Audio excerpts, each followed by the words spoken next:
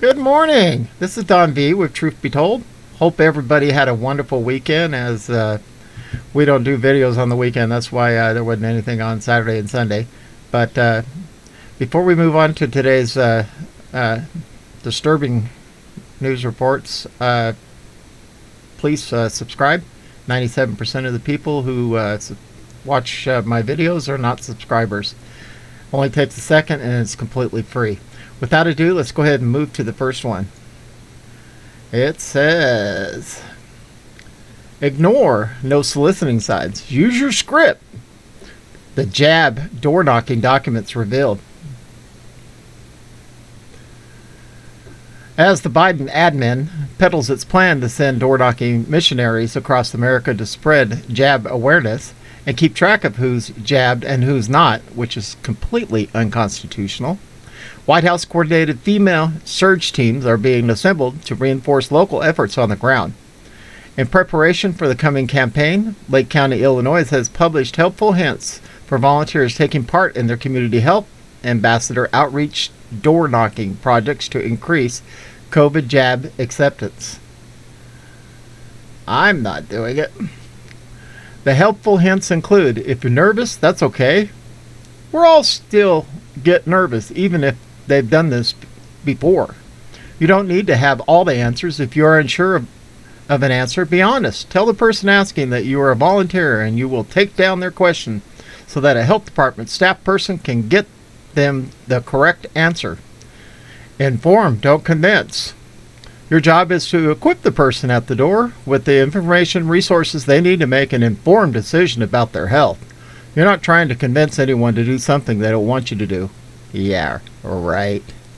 Ignore no soliciting signs. You're not soliciting, you're offering critical information and resources. What you're doing is not illegal. I'm afraid it is. Especially if they come on your property with the no trespassing sign. Knock and then back up. So you don't follow COVID distancing protocols, and speak clearly. If someone is uncomfortable with you being there in person, offer to give them more distance or leave them a flyer.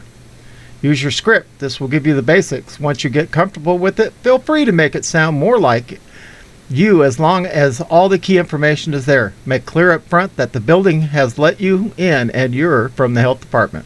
Perhaps most importantly, volunteers are told to keep a list of who's been naughty or nice. Report on your work. Be sure to fill out the door knocking spreadsheet with the counts of who still needs the jab and who is already jabbed and who needs more helpful info, etc. This is the important information that the health department is relying on. All right. Well, you see it there.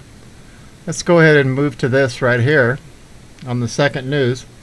Video. Brutally forced jabs begin. And these small countries.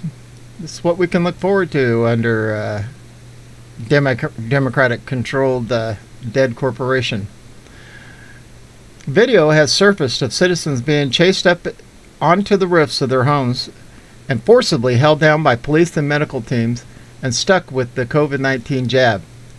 The ferociousness of these death dart people is astonishing. Americans must be ready with guns to defend themselves if any such people attack that in the USA.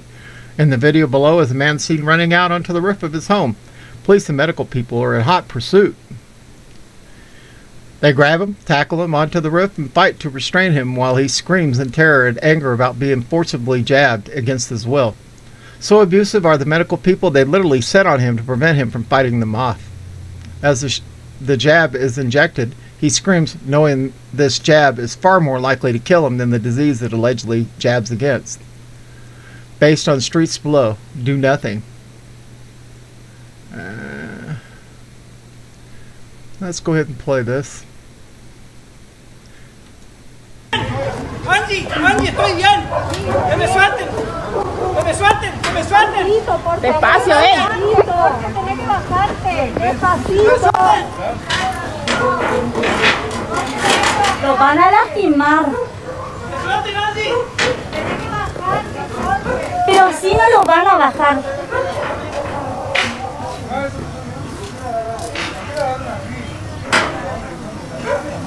Poor guy. Así no va a bajar. No, sí va a bajar, pero tranquilo, ustedes también. Todo nervioso,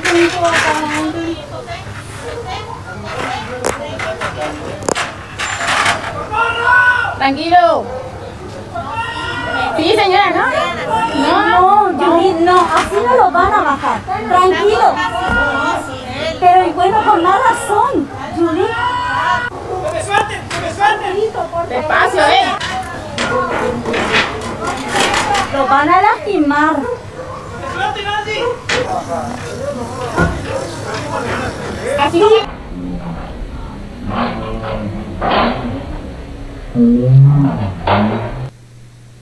That's just crazy. And here we are in India. Sorry about the poor video quality.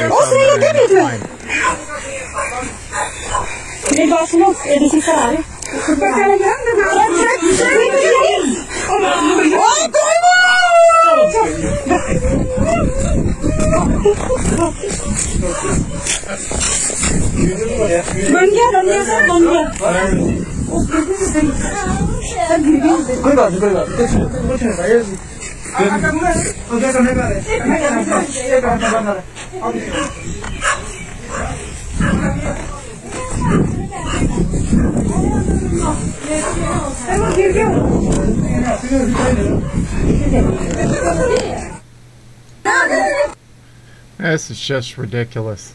Absolutely ridiculous. We need to contact our congressmen, our senators, and our mayors.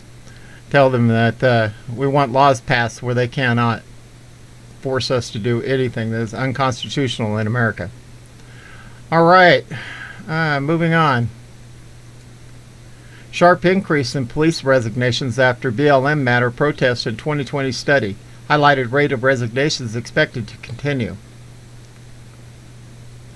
A new study of several academic researchers indicating a rising trend in the U.S. police resignations over the past year, one that appears to have been exacerbated by the BLM-led riots and protesting that swept the country last year and generated a massive wave of anti-police criticism.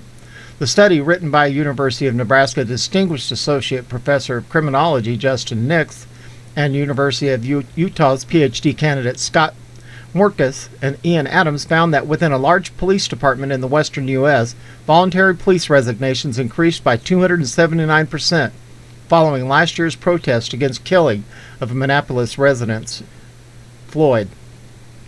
Noting their model predicts that resignations will continue at an elevated level, the researchers urge officials to be prepared to confront workforce decline and increased voluntary turnover. The team undertook the study because we'd seen all the headlines about cops quitting at higher rates, but hadn't seen any rigorous analysis, Nix told Just the News via email. While acknowledging the study's hard data are drawn from single jurisdiction, he pointed to journalistic reports of similar happenings in other jurisdictions, mostly major cities. Nix said the issue predates last year's riots. The main thing to keep in mind is that the agencies were struggling to recruit and retrain officers even before Floyd protests, he said. It's been a problem since the Great Recession, but the Floyd protests just made it that much more of a problem. Rob O'Donnell, a former detective with New York City Police, said the issue is no doubt a national trend. Recently, the city of Minneapolis only received 150 applicants for 100 open positions, and after initial background checks, the qualified number of candidates pooled was down to 60 or 70 applicants, he said. Outside of a livable wage, police only look for one thing: to have the support of those that send them out to do immensely demanding job, O'Donnell continued. Due to a recent verdict followed by historically proven bad ideals and policies such as bail reform, COVID criminals releases, and active DAs failing to enforce laws, the support structure is not only rapidly disintegrated, but has become outright hostile, making community policing almost impossible. Heather McDonald, the Thomas W. Smith Fellow at the Manhattan Institute and a longtime critic of anti-police activism throughout the U.S., argued that cops are demoralized and are telling family and friends not to even think about joining the police force. They have a little confidence that if they are indicted, For the use of force, their trial will be free from the looming threat of race riots should they not be convicted, she said. Bernard Kerik, the former commissioner of the New York Police Department, said the issue is readily apparent in the city.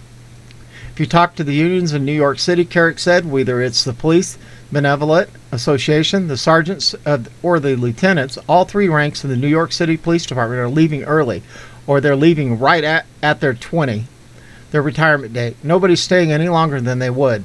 The reason being, they feel they're not supported. He argued that a lack of municipal support in New York and other cities, including criticism from the local officials and a reduction in resources, has led to a sharply dropping retention rates. Who's going to stay for that, he said. Recruitment, a tremendous problem. John Malcolm, the director of Heritage Foundation Edwin Meese III Center for Legal and Judicial Studies, agreed the police officers are resigning around the country. Some cases, budgets are getting cut, or positions are getting eliminated, he said. And recruitment is a tremendous problem, particularly in communities of color. Police work has never been a well-paid profession, Malcolm noted. Police officers are like soldiers and firefighters in that they wake up every day kissing their loved ones goodbye, not knowing whether they're going to return at the end of the day, he said. If it is not appreciated, and if in fact people are being attacked for being police officers, often verbally and in many cases physically, then I can understand that people might very well decide that this is a profession that they might not want to go into.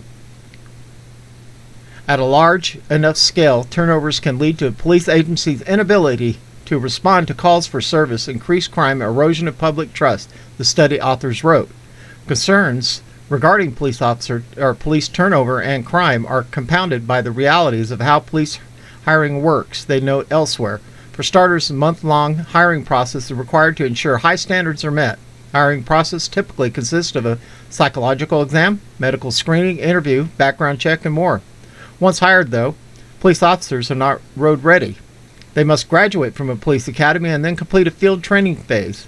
O'Donnell suggests that after a certain point of the matter is not so simple as hiring more police, and that earlier crime waves have demonstrated the difficulty of making up for lost time when police departments fall behind.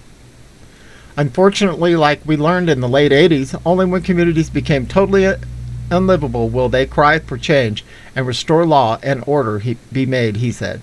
A problem that it takes 10 times the resources and time to gain that ground back. Malcolm also noted ongoing efforts around the country to strip police officers of qualified immunity, a legal shield enjoyed by law enforcement that offers some level of protection from civil lawsuits over decisions made on the job. Without that protection, he said, the split-second decisions officers have to make on the streets may open them up to severe legal consequences. I can understand why anyone would have second thoughts about staying on the police force, he said, and certainly why anyone would have a second or third or fourth thoughts about joining in the first place.